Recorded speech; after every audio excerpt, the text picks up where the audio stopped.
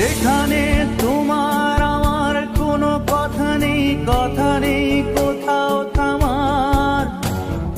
ঠিক নেই ঘরের হদিশ, শুধু আছে পথ, কত দূর নেই তা জানা। দুঃখ নেই কিছু সেখানে, নেই সুখ খোঁজবার কোনো দায়। প্রয়োজন নেই কারো একা বসে ভাবার,